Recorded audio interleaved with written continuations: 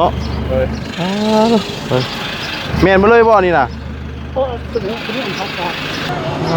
ตัวอันนี้อยู่สวรรค์นะคือบ่ลงอยู่ชโนการนอนหลับนอนหลับเลย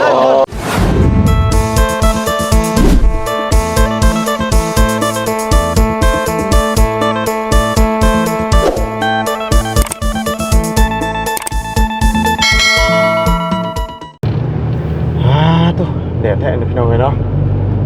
ไปพี่น้องเอ้ยมื้อนี้ก็พากันเดินทางขึ้นเซโปนพี่น้องเอ้ยเนาะก่อนเดินทางก็มีภารกิจพี่น้องเอ้ยเนาะเข้ามาหับลุงน้องไส้พี่น้องเอ้ยเนาะเพิ่นมาฮอดแล้วพี่น้องฮอดแต่เมื่อคืนนี่พอน้องไส้บอกว่าเจ้าสิขึ้นมาเซโปนบ่เนาะหับลุงแน่โดยมาบุญก็เลยบอกว่าเอ้าว่ะเนาะและถ้าเพื่อฮอดกับเที่ยงเด้อว่ะเนาะเพื่อออกจากบ้านพี่น้องเอ้ยเนาะเพื่อกลับไปกลับมาเอาบ่ฮู้ว่าอยู่คิวไหนพี่น้องเอ้ยเอาอ่านมาพี่ก่อนเนาะเอาสบายดีเด้อพี่น้องเนาะสบายดีและสวัสดีพี่น้องกันเบิดสุขทุกคนโอ้ตุ๊อ๋อตุ๊เนาะเกือบไปแล้วคันนี้ โอ้เอาพ่อกันมื้อนี้กันไปหับลุงน้องไส้บ่ฮู้ว่าเพิ่นมาจักคนพี่น้องเอ้ยเนาะบ่ฮู้ว่าเพิ่นมากันจักคนแต่ที่แน่ๆเฮานี่เฮาขึ้นนี่มีว่าไล่บ่ยาวลุงหนวดเนาะก็บ่ฮู้ว่าสินั่งเบิดอยู่บ่เอาเบิ่งก่อนเนาะญะเอากันนั่นแหละประมาณตามได้ยินคร่าวๆนี่คือว่า3คนเนาะแม่นบ่ลุงหนวดแม่น3คนเนาะเอาพี่น้องไงติดตามกันกันจังไรกันเนาะ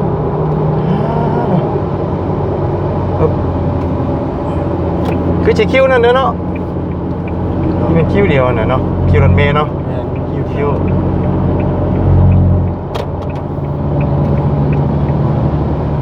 ไก่ชอดเลยเนาะ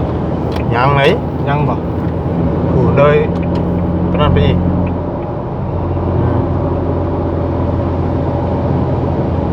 ติดไฟแดงเนาะครับจอดไฟแดงก่อนน้องไงคราวนึงเนาะ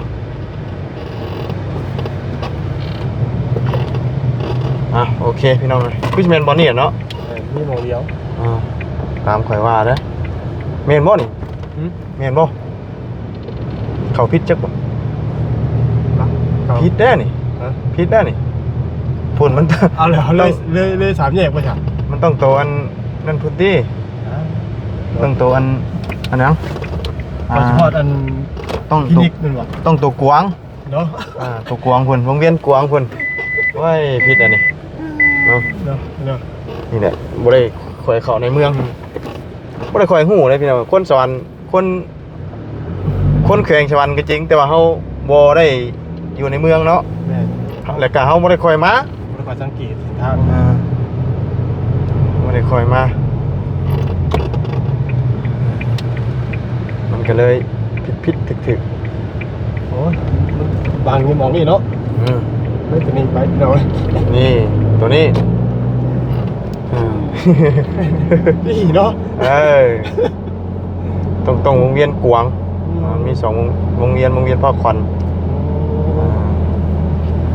ตัวนี้เมียนแท้บาทนี่เนาะเจ้านี่ไงใส่อยู่ใส่ได้บาทที่ไม่ได้บาทมาแบบบนมีเบอร์ติดต่อไปจ้องเนี่ยมีอยู่พี่ซีเมนนี่ดิโอ้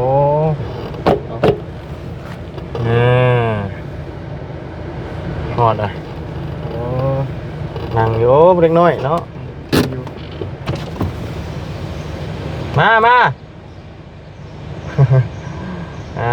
ไปลงเอาของมีอย่างนี้มีอย่างนี้ไปลงอันเอาเครื่องของก่อนพี่น้องเลยเนาะโอ้ตุ๊เลยสบายดีเฮ้ยมีอย่างแน่มีอย่างเด้ร้านเด้เลยสบายดี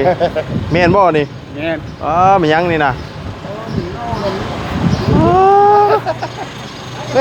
เนาะนัก แถม ได้อยู่บ่ไปได้อีกแล้วบ่นอคม นอคม อืมเมียอยากจะได้นี่เมียมันเคยกินจักเทื่ออยากลองนอคมแล้วอ่ะเนาะแม่นบ่เลยบ่นี่น่ะ โอ้ตัวนี้มันปาก อันนี้ก็แม่นบ่ มันปากได้ ตุ๊กโอ้จุหยังเป็นหยังเนาะ เอาไปนั่งดิ ยังบ่ตุ๊กอันนี้ วัดอันนาคนนี้บ้าน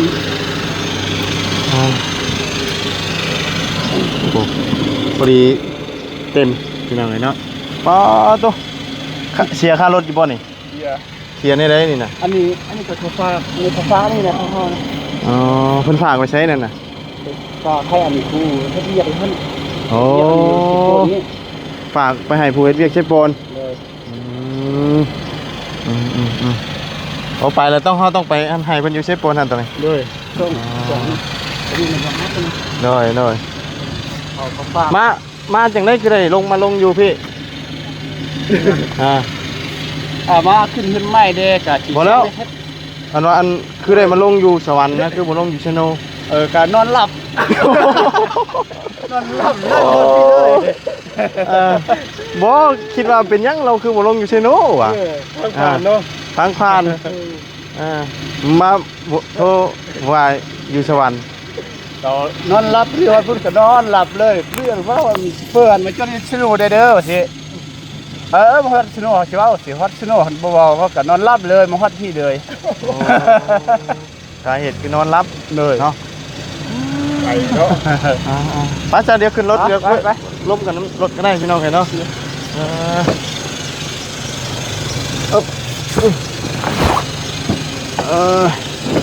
ไป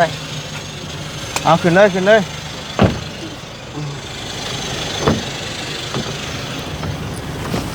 กิโล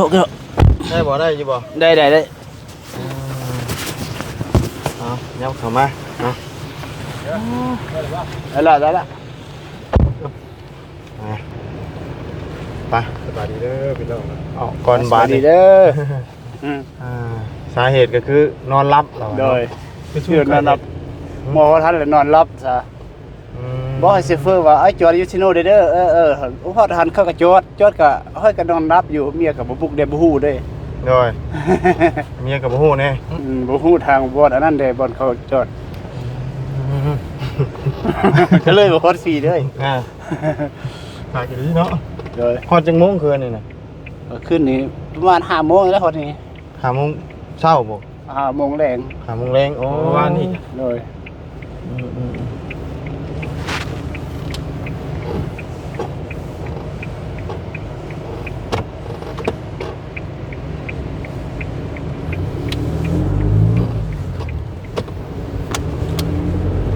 โทรศัพท์เนี่ย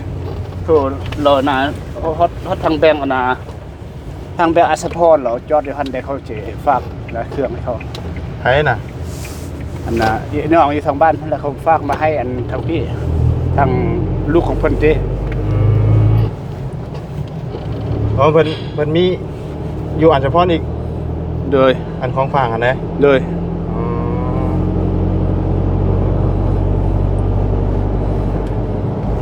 มีของฝากมาหลายเจ้าเนาะ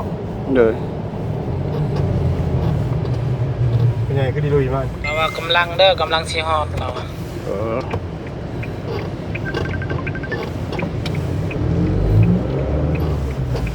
แล้วลูกคนไปห้ามเอาเลย โอ้เพิ่นรับแล้วเด้ไปแล้วกำลังไปแล้วเนี่ย กำลังไป กำลังไปแล้ว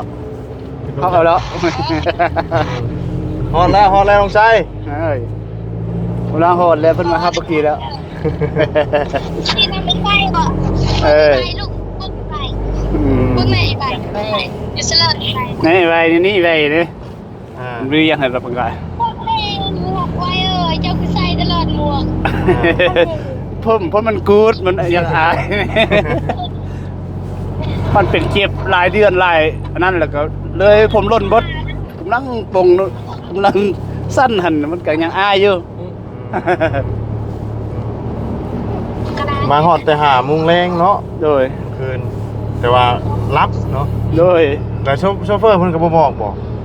เพิ่นก็ผู้บอกว่าบ่นี่บ่นั่นสิเขาก็ยังนอนรับอยู่เพิ่นจะบอกอยู่ติเขาก็ยังนอนรั ั บ ดบอกไงยันทั้งเอื้อเราบ่ฮู้ได้เนาะ โดย ว่าไซโนนี่บ่อนไหนเนาะ โดยเมียก็บ่ฮู้ อืม เงานอนนี่พุ่นเด้ทางไกลเด้ จักมื้อก็มาแต่วันที่หยังนี่น่ะ มาแต่วันที่8 มาแต่วันที่ โดย มื้อนี้วันที่10เนาะ โดย เด้อฮอดแต่วานนี้ ลูกมีน้ำบ่ยาวน้ำบ่ก็ยาวในบ่อยู่น่ะ บ่ บ่ยาวท่านได้หาบเรา อ๋อ เบานวดเบาบุญนะครับ แล้วชุมบ่ยาวสิขี้นั่นได้วัดที่นี่ ฮะ ลายเลย ขี้ได้ไหนก็ขี้แล้วสิเป็นหยัง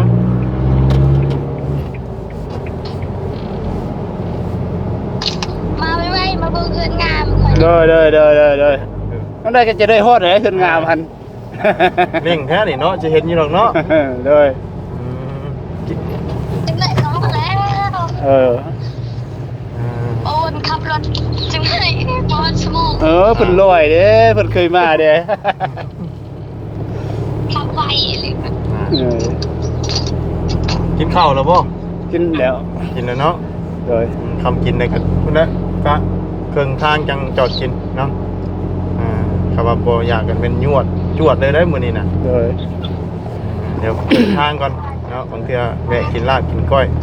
ต้องบอกย่าเพิ่นเอาไล่เพิ่นต่อเนาะ แม่น เอาไว้ลูกที่ นอน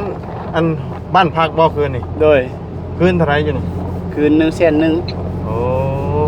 ธรรมดาอยู่เนาะ โดย เราอยู่ที่เนาะ คืน100,000นอน3 คนเนาะ โดย ธรรมดาอยู่ค่ารถนี่เล็กน้อยเพิ่นก็เอาอยู่บ่ บางมองก็เอาบางมองก็บ่เอา นั่งจักต่อนี่น่ะ บาง3โต4โต 3 4โตตัวนี้แหละ 4โตตัวนี้บ่ โดย ขึ้นร ตั้ง ถ ตั้งบ้านมากอะโตหนึงก็มาฮอดอันน่ะปังมอง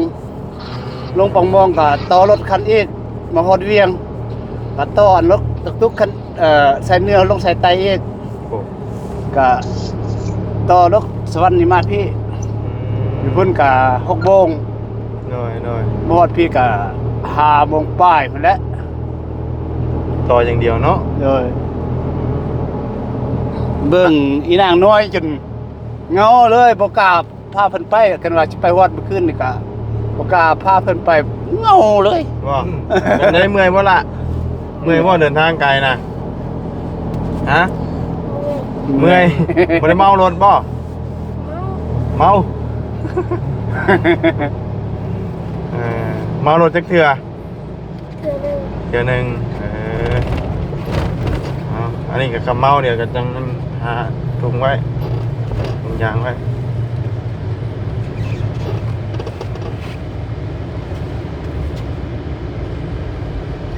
คำบ่รับกันวันนั้นอยู่เชโนกะใกล้อันนี้ อันทางแบงอันน่ะบัดนี้บัดสิพังทองบ่บัดสิพังทองบ่ อ่านสะพานทอง โดยใก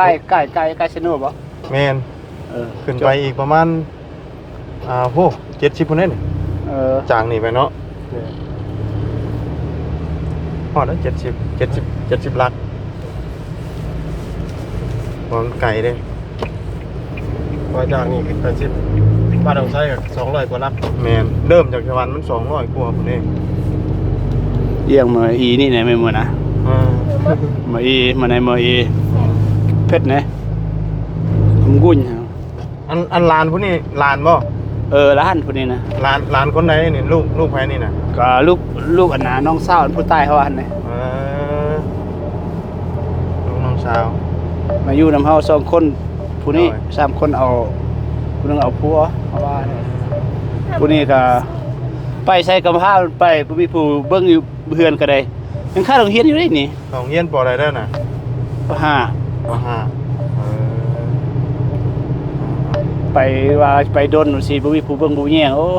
โดย พ่อนำอาจารย์เพิ่นได้ก็สิ พาหลานไปพุ่นบ่มีผู้เบิ่งผู้เฮียเราเด้ไปดนปะเราก็บ่มีผู้สอบกินโดย ฮัลโหล เตียงรถดากุ้งมื้อในบ่เราเนี่ย เบอร์ทางแม่เบอร์อันสปอร์ตเนาะ ทางแบงอัสพร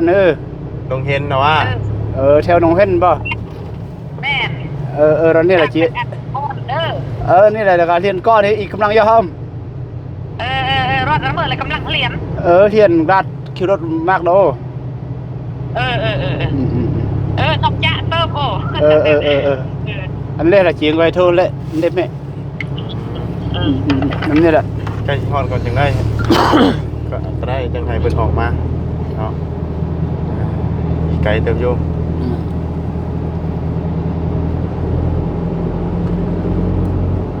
คำว่าอยู่เซโนหายขับไปเศร้าพุ่นนะคือว่านะเขาก็ออกมากัน11 โมงเนาะสวยออกมาสวยเพื่อแล้วครับเดี๋ยวนี้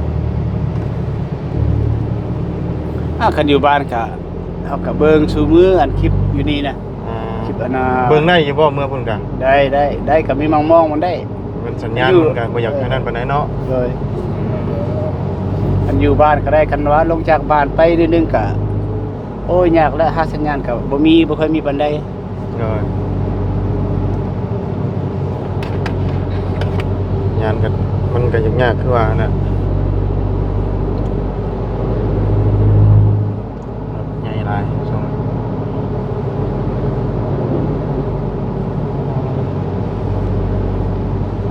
ฮอดอีหลีฟ้า อยู่พุ่นหนาวบ่ ก็ฮอดกันนี่แหละ บ่ ก็แค่ยังมีลมให้คนอยู่ด้วยยังมีลมนิดนึง อันนี้ยังใครแน่นะนี่น่ะ เลย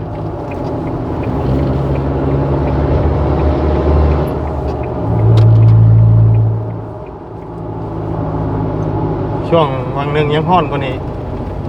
จนบ่จากฮ้อนเฮ็ดหยังนะ เดือน3แล้วเดี๋ยวดิ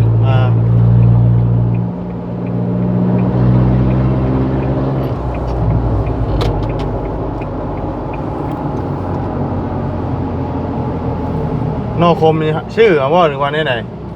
ไปเอาแน่ซื้อน้ำเข้าแน่ เออ แล้วก็ฝากอันแด โดยชื่อแน่เนาะ โดยซื้อกับเงินน้ำไม่ดาวฝากให้ได้ให้มาซื้อนี่แหละ โดยยังมีลายอยู่บ่ตอนนี้ก็ได้ หน่อวะ แม่น มึงมีก็มียังบ่ได้ฝนกันฝนก็ออกหลายยาวโดคันฝนอันนี้มันฝนอย่างสั้นเขาอยากขุดเอาอยู่ โดยถ้าหน้าฝนนี่ร้ายเนาะ โดย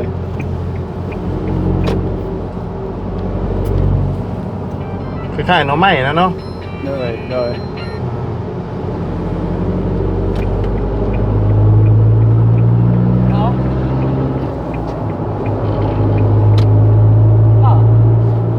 แสดงว่าคนอัน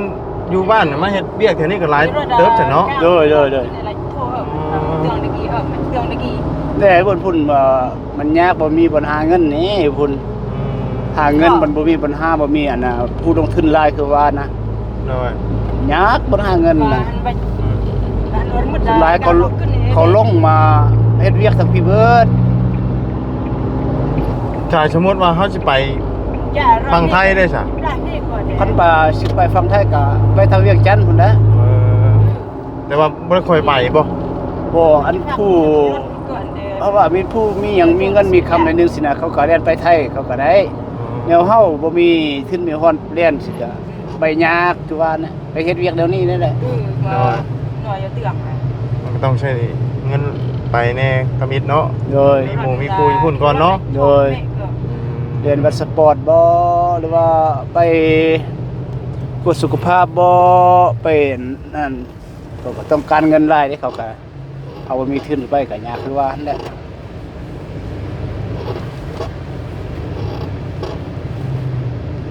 ก็เลยแต่ละคนก็เลยมาหาสู่เวียกอยู่พี่เนาะ โดย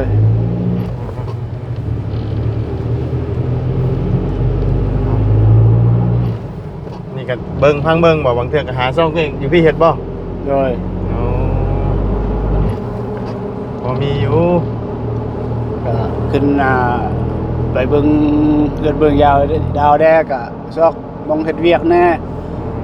ไปหาเงินหาค่ำอยู่แถวว่าและแถวพี่นี่แหละพุ่นมันยากบ่มีวันสอบกันสอบค่ำ โดย บ่มีผู้ลงทุนบ่มีนายทุนหลายนะทั้งพุ่นนะ อ่าบอกไงบ่มีนายทุนคือทางนี้เนาะ โดย อันนี้ก็ยังพอมีพวกแสดงว่าบ้านอ้ายมันมีเปลี่ยนคนเจริญเนาะ โดย โอ้ห่างเลยจากอันว่าบ้านเจ้าจากมาถนนใหญ่แบบนี้จักกิโลเมตร โอ้ไกลเด้อเด้อประมาณ2ชั่วโมงรถพุ่นนะ 2 ชั่วโมงรถ โดย คือออกมาจากอันว่าอันบ้านเนาะ โดย ออกมาหาหนทางใหญ่นี่เนาะ โดยคือว่าเอาทาง ซ้ำเขาขึ้นสิโผล่ด้วยนี่ว่าแลจะปีดแบบนั้นเนาะ อ่า โดย แต่ทางตัวนั้นออกมาหนทางใหญ่นี่เป็นทางแดงเหรอวะ โดยทางปูย่างนี่ขึ้นตั้งทางอันน่ะลงจากทางปูย่างขึ้นมาเส้นทางแดงบางฮอดบานพุ่นประมาณ2ชั่วโมงรถทว่าได้ โอ้โห มันยากบนหาเงินนี่นะโอ้คือว่าหากินกะอยู่ปูอยู่ป่าเด้อแต่ละเถื่อตู้ยามบ่มีสัญญาณสินะก็ไปซอกหากินอยู่ป่าสิแหละ โดยเนาะยากคือว่านะ โดยคันอยู่แถวสะบาน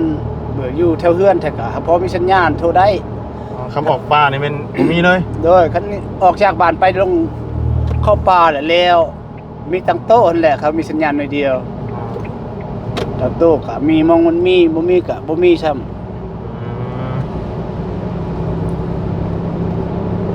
บ่มีก็แม่นบ่มี เลย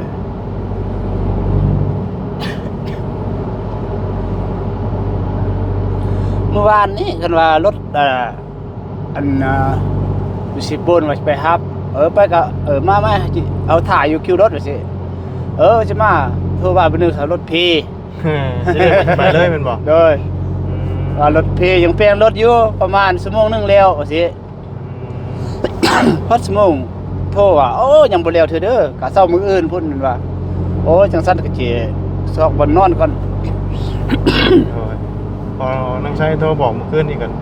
ดึกเติบแล้วประมาณ10 โมงคิดว่าอยู่สวรรค์นี่บ่ได้คิดว่าอยู่โตสวรรค์เลยนะ เนาะ มาฮอดสวรรค์แล้วเพิ่นว่าเอาว่ะ ก็ยนเอานอนเด้ คิดว่าเป็นแข็งเชื่อบ่ได้คิดว่าอยู่สวรรค์นี่ดีถามอีกเทื่อดูอ่ะเรียกว่าอยู่สวรรค์เลยเหรอวะ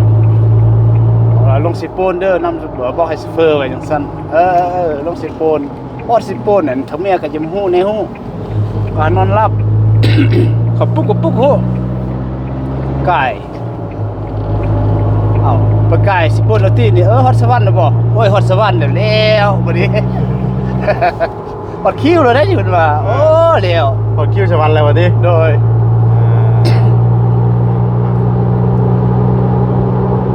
คิดว่าอยู่คิวเชนู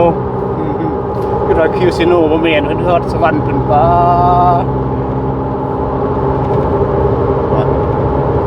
จากเชนูมาสวรรค์มันก็30 ปลายเลยเนาะ30 ปลายโล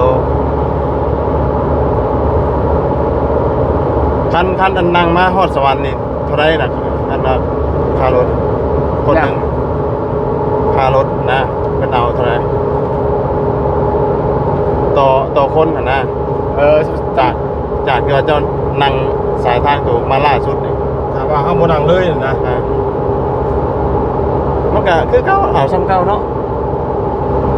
มีกลัวได้เก็บกลัวได้ แม่นบ่ เรียนต้องเก็บเดินนี่แหละเพราะว่าแต่นี่จุดประสงค์คือแบบว่าลงพิธีพิธาลงพินหม่องเด้อ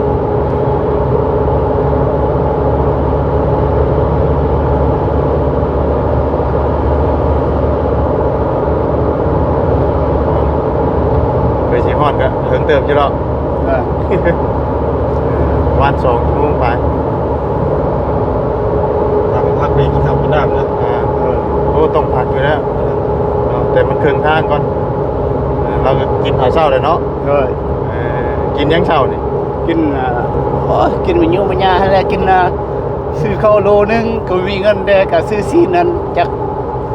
น่ะปล่อยนี่ถึงว่ากินแล้วก็ซื้อหยังแหละซื้อไข่แน่2-3หน่วยพากันกินนั่นแหละ โดยแต่ว่าเฮาเน้นกินดีๆนี่แม่นค่ารถนี่ยังเบิดหลายเนาะ เลย นี่เฮาประหยัดกินนะ อยากกินว่าค่ารถก็พอแฮมค่ารถแล้วจากมาไดฮู้ก็จะเป็นมุง3ป้ายฮู้เบิ่งซ้ำ ประมาณ3ปลายบ่ โดย35 36 6 เพราะว่าไล่เบิด3แล้วอ่ะ โดยอะไรกินแดอีนางนี่ก็มองเพิ่นได้เพิ่นก็ไล่บ่ได้ก็ไล่อันเบาหันแดโนหันแดเขาก็ไล่อันนั้นแดอันเฉพาะขาเฮาก็บ่ว่าปานใด โดย แนวกินแดมันลายมองจอดได้ลายมองอีมาเด็กน้อยบัดนี้ยากอันแนวนี้บัดนึงยากแนวนั้นสินะ ขนาดว่าเขานั่งรถต่อเดียวเขายังคิดเรื่องเนาะ โดย การกินนะ โดยเด็กน้อยไปทางนี้เบิ่งแนวใดก็อยากกินแนวใดก็อยากเอาเด้ โอ้เป็นอย่างอย่างได้เด็กน้อยเนาะ เลยอยู่ อยู่พุ่นบ่ค่อยได้เห็นปานใดเลยเนาะมาพี่เพิ่นเห็นของกินแน่บัดนี้ อยู่พุ่นก็บ่เห็นแนวกินหลายบัดไปเฮ็ดวีน่ะกินหลายสิโอ้บัดนึงอยากกินอันนี้เห็นอันนั้นอยากกินอันนั้นสินะ โอ้ยนางอดซะบ่มีเงินไอ้ยอดจังไดมันยากมันว่า โคตรบัดอย่างอยู่เนาะ เลย หอมต้นๆอยู่เนาะคือปิ้งไก่ก็ได้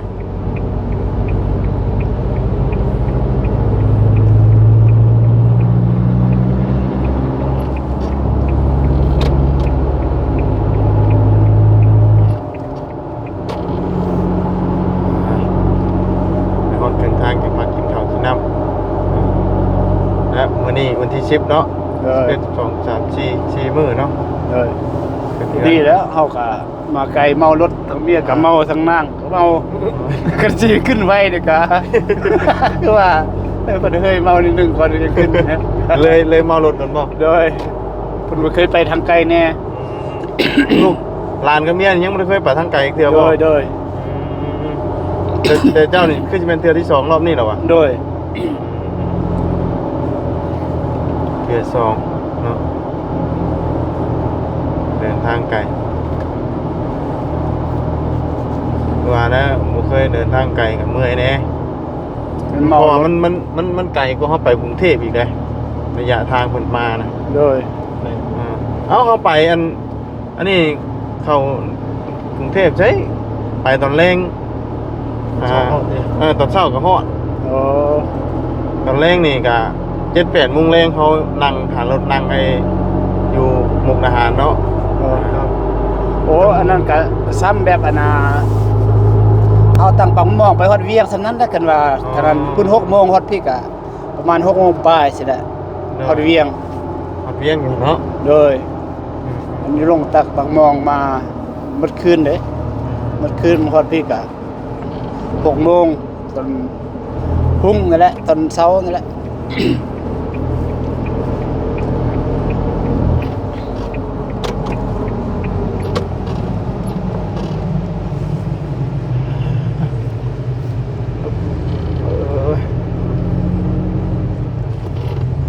รถขึ้นหลายผิดปกติแต่ก็มื้อนี้เนาะ นี่วันจันทร์เนี่ย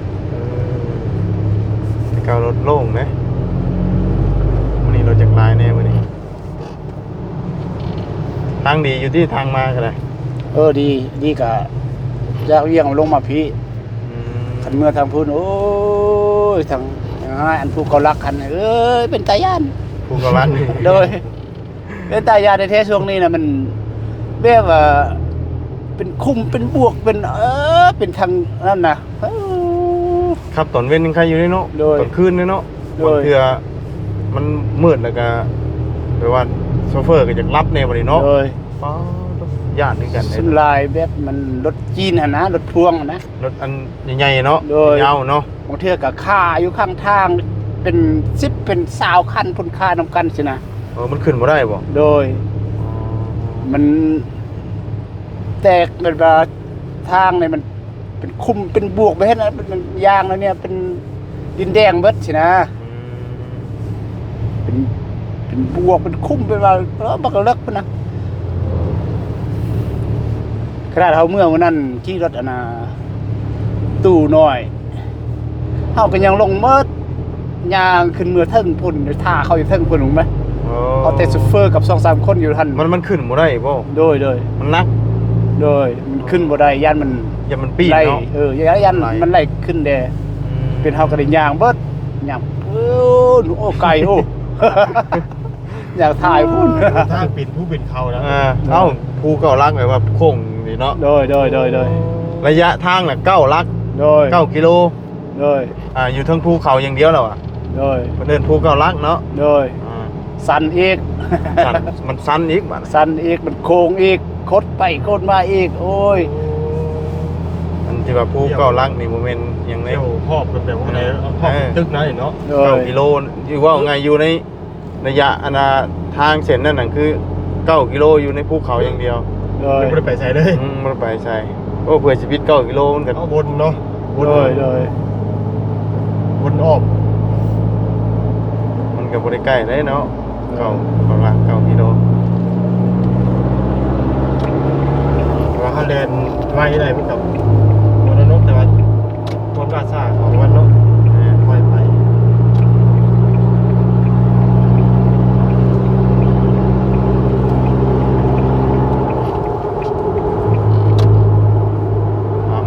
ฮอดเซโนนะจักหน่อยนอนรับจนเลยแล้วก็ได้เนาะเลยนอนเบิ่งยันผู้เขารักกันแด้เอาลงกระดำกันมื้อนั้นต้นในนางแด้เลยนอนก็นอน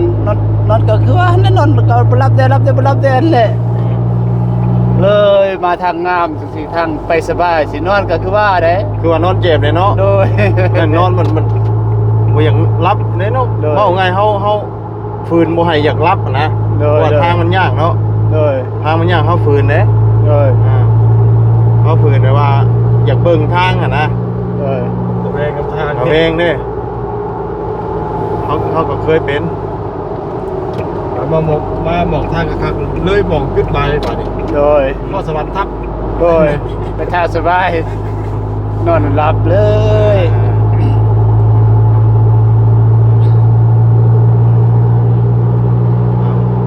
เดี๋ยวพาเราไปเข้าห้องน้ำของในซิโนก่อนจันเนาะหน่อยชื่อยี่บ่บัดนี้ฮะชื่อแล้วบ่ฮะโอ้นี่วะบ่โยบ่ได้ชื่อเนาะตื่นมาอีกที่อยู่สวรรค์เนาะเอาอันนี้เดี๋ยวจอดเข้าห้องน้ำของในก่อนได้มีด้านทางจะมาทางพุ่น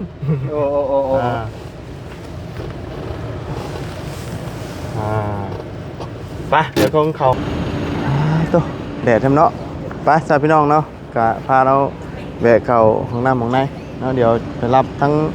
วาวไล่ทั้งวาวเงาอีกน้องเลยเนาะเดี๋ยวเบิ่งกันสินั่งกันจังใดเบิ่งอีกเทื่อนึงน้องเลยเนาะเอาฮอตเซโนเนาะนี่เอาจังใดกะสำหรับคลิปนี้ก็ขอจบไว้เพียงเท่านี้ก่อนเด้อพี่น้องเลยเนาะพบเจอกันใหม่เนาะระหว่างเดินทางกับพุ่นแหละ